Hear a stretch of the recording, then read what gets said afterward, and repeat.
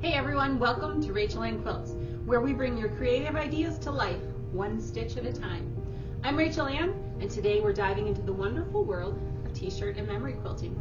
Whether you're a seasoned quilter or just starting out, this project's a fantastic way to turn your cherished memories into a beautiful, cozy quilt. Memory quilting is all about preserving those special moments in a unique and practical way. From old band tees and sports jerseys to vacation shirts and baby clothes, these quilts tell a story, your story. In this series, I'll walk you through the entire process, step by step.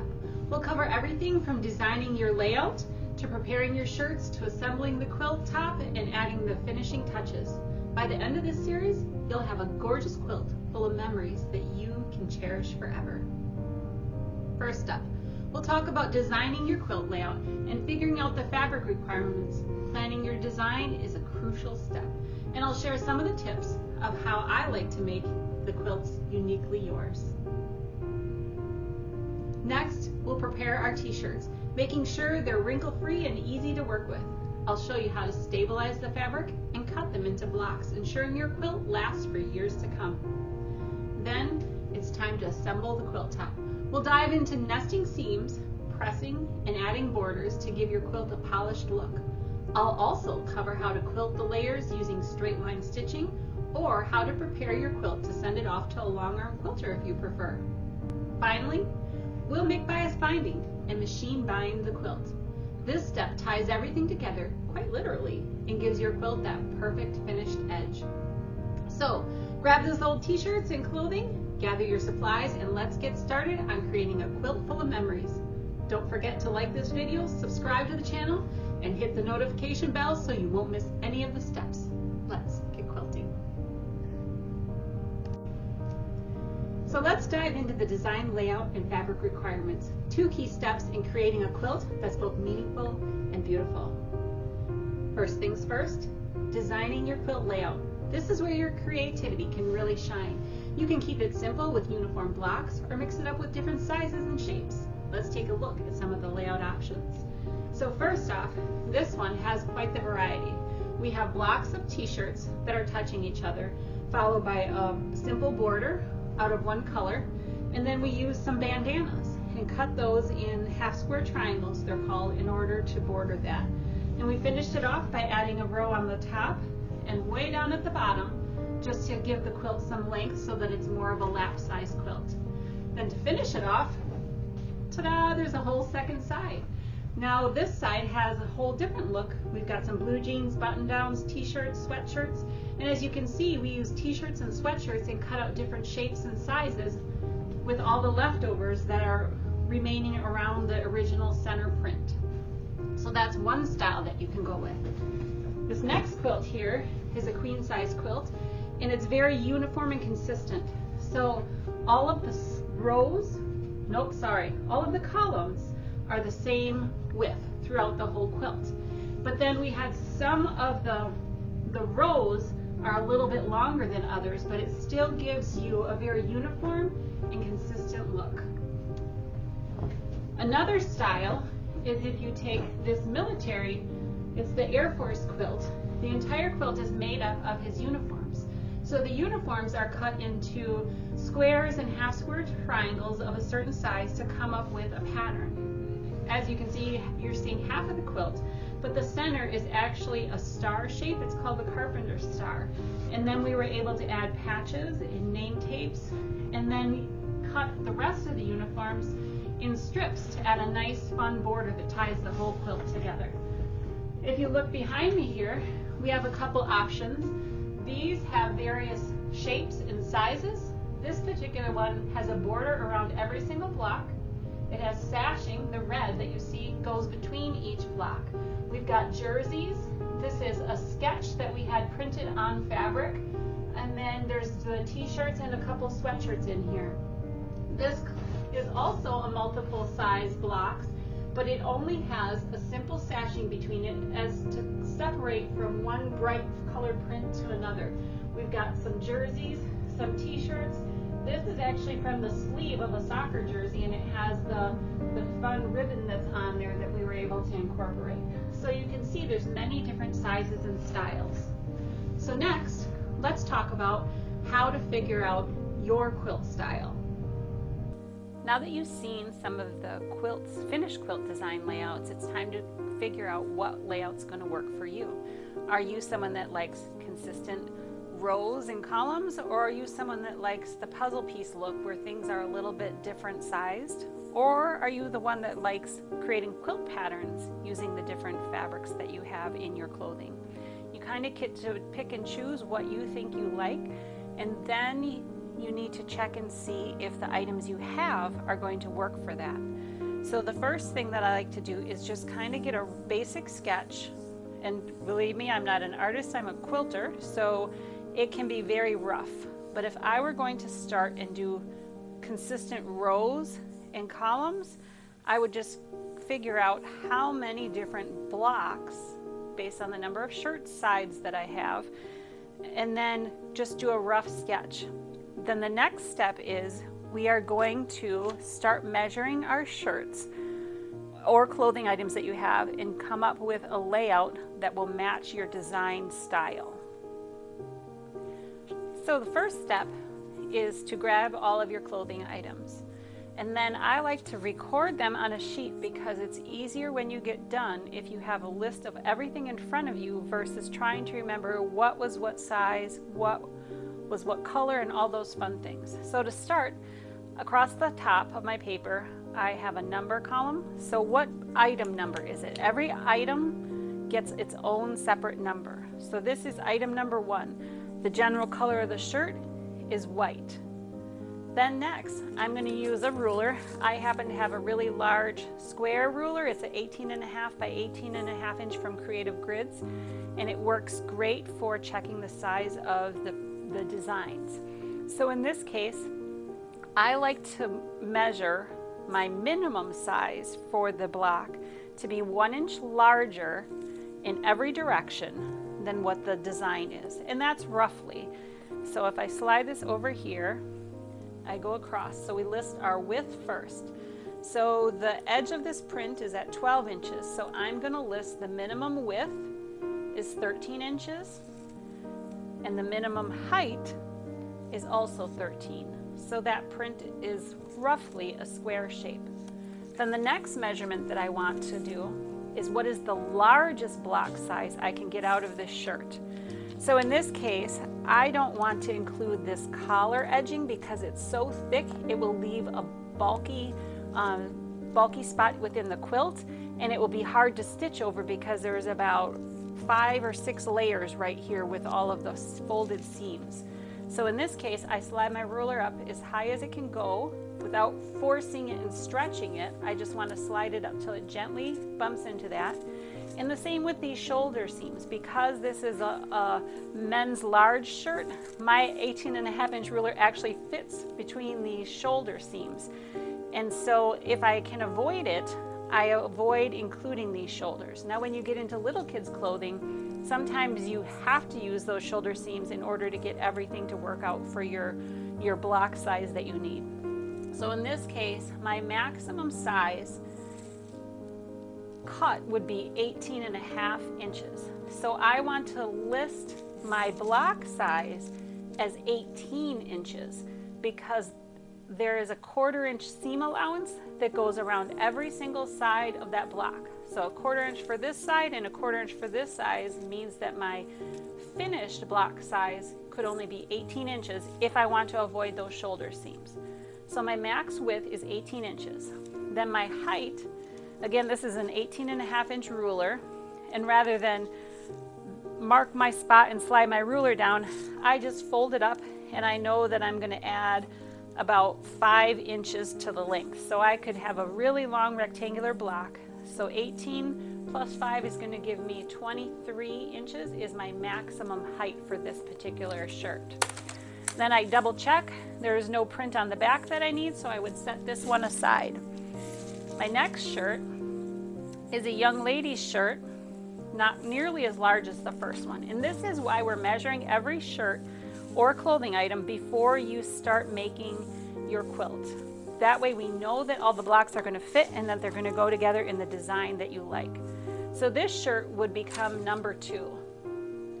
I usually just take a piece of paper, write a number 2 on, and then I pin it to there. You can also use the blue or the green painter's tape that is easy to peel off, and you can use a permanent marker and just write on that tape and then just adhere it somewhere to the shirt that's out of the way.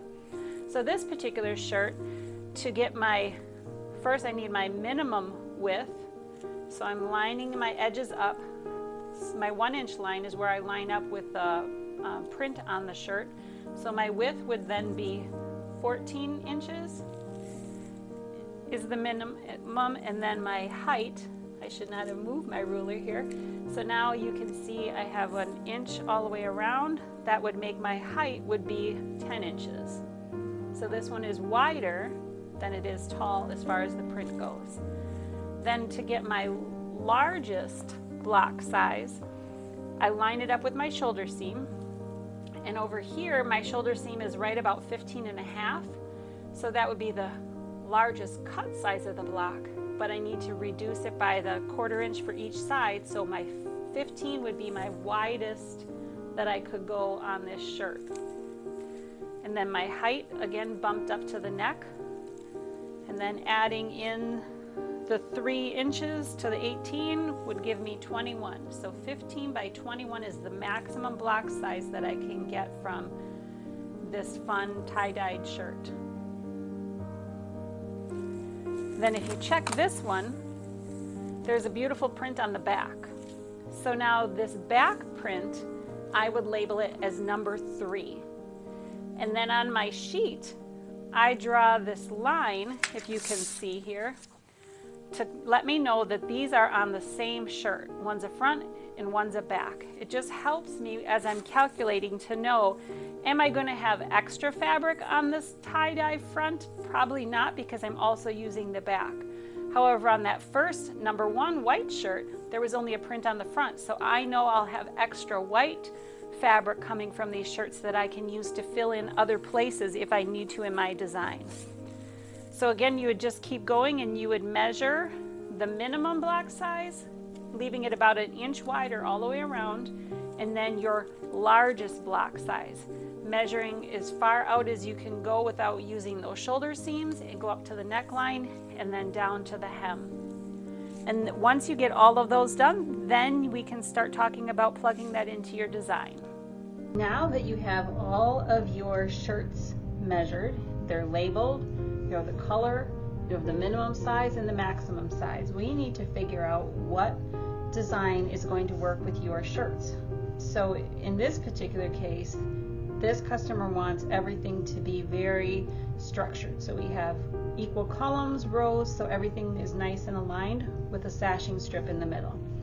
In this particular case, I'm making a king size quilt with all men's extra large size shirts. And so if I look at my minimum size, the largest on my minimum width is 17 inches. The largest on my minimum height is 20 inches. So that means the largest print for the minimum size would be 17 by 20. I don't want my quilt to be a super gigantic king size. We want it to be a comfortable king size. And so I have a lot of shirts that are smaller than the 20 inches, which allows me to make 2 rows where the height is only going to be 18 inches. And then I have 3 rows where the height is going to be 20 inches to accommodate these larger size. And this minimum size, the largest is 17 inches. But remember, when we were measuring, we added an extra inch on the sides and an extra inch on top and bottom of the t-shirt print so that we have a little room to work with. So I know that if I make my block width to be 16 inches, I will still be able to accommodate those shirts that I measured a minimum of 17 inches, because that gives me 1/2 an inch for seam allowance, and then I would still have 1/2 an inch on each side of that print, so it won't get cut off or lost. So then I check my maximum size. Now the smallest on my maximum width is 18.5 inches. So the block size that I want to accommodate will work, knowing that the t-shirt the biggest size I can go for the width is 18.5 inches to accommodate all the different sizes. The smallest size on my maximum, the smallest height on my maximum is 22 inches tall. So I know that this 20-inch block that I've calculated and planned for will fit this print. So based on your minimum size largest and your maximum size smallest, you can see if you're able to get consistent block sizes, or if you have to borrow from the backs or the extra side pieces or sleeve fabrics in order to build your block out to meet the size block that you're going for. The next step, once you have your mins, maxes, your block size figured out, we need to calculate how much sashing do we need if you're including sashing. So in this case, my sashing strips are going to be 2 inches thick for a finished size, which means I need to cut them at 2.5 inches thick so that I have my 1/4 inch seam allowance on both sides of it. In this particular case, I'm using my horizontal sashing. I'm going to cut it in short strips, and then I want my vertical sashing to be nice long pieces. So I'll be assembling my columns first, then adding in my column sashing, and then adding in another t-shirt strip column, and so forth until we get to the end. So to figure out how much fabric I'm going to need to do the horizontal, the vertical, and the border sashings, I will start doing the math.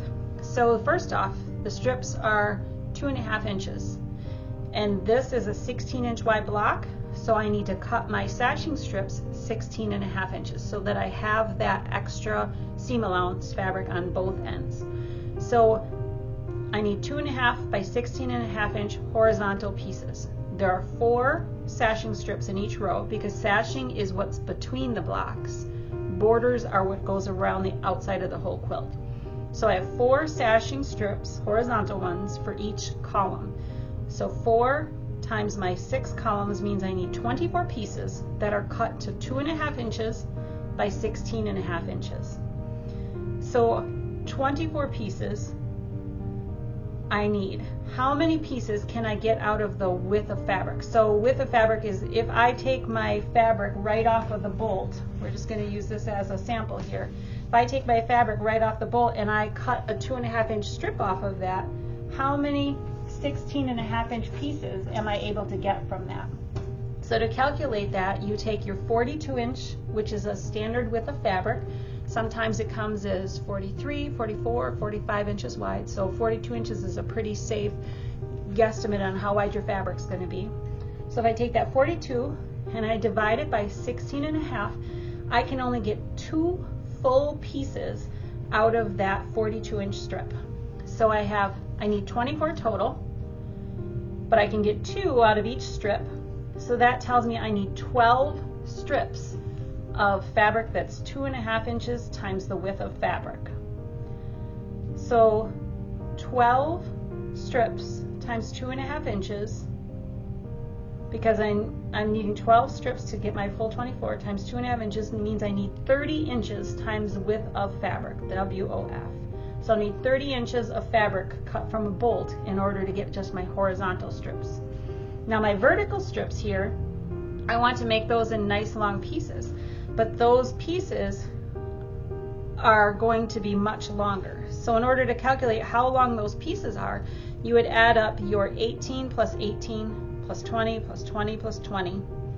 Then you would add up your 2, 4, 6, 8 inch set of sashing that goes in between all of those blocks, and that means we need 96 inches to accommodate this. Actually 96.5 because we have our 1/4 inch seam allowance top and bottom. So if we take that 96 inches and we divide it by 42, which is our width of fabric, that means we are going to need 3 2.5 inch wide strips times width of fabric to accommodate each vertical sashing strip. So we need 5 sashing strips, 1, 2, 3, 4, 5, plus our 2 outside border strips that are also 96.5 inches long. So that means we needed 3 sashing strips for each of these, because you're going to need to piece those together.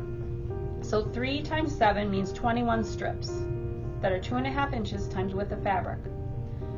So 21 strips times 2.5 inches thick means we need 52.5 inches times width of fabric to accommodate our vertical strips. Now we still need to calculate our top and our bottom pieces, and these go all the way to the edge of the quilt, which means they're a little bit longer. So to calculate that, we would add 16 inches, because that's how wide our blocks are, times the 6 blocks, plus 2 inches for the 5 sashing strips, and 2.5 inches, well, yeah, 2.25 inches, because we already have this seamed here. This is not seamed. So once we add all of those measurements up, we need 110.5 inch long strips, but our fabric's only 42 inches is the width of the fabric. So you take 110.5 divided by 42, means we're going to need 3 strips that are 2.5 inches wide. So we need 2 of those long rows, a top and a bottom. So 2 sections, 3 strips each, means we need a total of 6 strips to accommodate the top and the bottom border. Times 2.5 inches means we need 15 inches times width of fabric. So once you total all of these needs, our 30, our 52.5, and our 15 inches, that gives us 97.5 inches times width of fabric.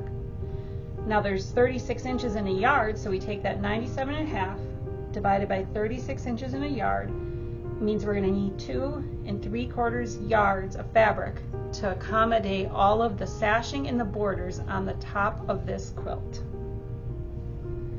Once that is calculated, then we're going to have to calculate how much stabilizer do we need to back each of the t-shirts. If you're using button-down shirts that are of a medium weight and they don't have a lot of stretch in them because they're woven, they're not knit, then you wouldn't necessarily need to stabilize them. But if you have knit polos, jerseys, t-shirts, those types of materials, you're going to want to stabilize. My favorite stabilizer to use is this Pellon P44F fusible interfacing. It comes as 20-inch wide bolts. You can order it online, you can order it from my shop, you can go to your big box stores. There's lots of places you can get the Pellon P44F. You can use any stabilizer that you like. This just happens to be one of my favorites to work with. So in this case, I have 12 blocks that are going to be 16 inches by 18 inches. If that's the finished block size, we're applying the fusible to the back side of the t-shirts, which means when you cut the block size out, you're cutting from the front size so that you can place the print of the t-shirt balanced across that block. So because some of the t-shirts are see-through and some are solid that you can't, especially like the black ones, you can't see where the fusible is on the back side if you're cutting from the front. So I like to cut my fusible 2 inches larger than my finished block size. So in this case, I have a 16 by 18 inch finished block size. I'm going to cut my fusible 18 inches by 20 inches. Now these block sizes that are 16 by 20, I'm going to cut the fusible 18 by 22 inches. So in this particular layout, I have 12 blocks that are 16 by 18, so I need 12 pieces that are 18 by 20 inch. I have 18 blocks that are 16 by 20, so I need 18 pieces that are 18 by 22 inches. So if you take your 12 by 18, so 12 pieces times 18 is the longest that it needs to be. That gives you 216 linear inches of fusible that you need. If you take your 18 pieces times 22 inches, that gives you 396 linear inches. You add that 216 plus the 396, that means you need a total of 612 linear inches and then we divide it by 36, means we need 17 yards of that fusible interfacing to be able to back all of the t-shirts in this particular quilt. Once you have those calculated, then we can move on to the next part. We'll talk about the batting, the backing, and the binding fabrics when we get to that section of our tutorials. Choosing the right fabrics can make all the difference. Look for colors and patterns that complement your t-shirts and clothing items and enhance your quilt's overall look. Don't be afraid to mix and match until you find the perfect combination. Here's a few of my favorites to use when I'm doing t-shirt quilts. These are called Shadow Play by Maywood Studios. You can see there's multiple color variations within each fabric. And if you look at the selvage, this is a good clue to see if these colors are going to complement or contrast with the shirts that you have in your particular quilt. Shadow Play comes in a wide variety of colors, comes in flannels as well as cottons. They're a great complement because of those various tones, so that it mixes and matches with the wide variety of shirts that you have within your quilt. Sketching your design on paper or using a design software can help you visualize the final product and make any necessary changes or adjustments before you start cutting and sewing. Take your time with this step. It's worth it to ensure your quilt turns out just the way you want it. Here's a sample of the quilt that I'm currently working on, with the sashing colored in and images of all the shirts that are going to be in this king size quilt. This was done on the EQ8 quilt design software, but you can also sketch this out by hand and use color pencils to color in the background colors of the t-shirt, just to give you a good visual of what the full layout is going to look like.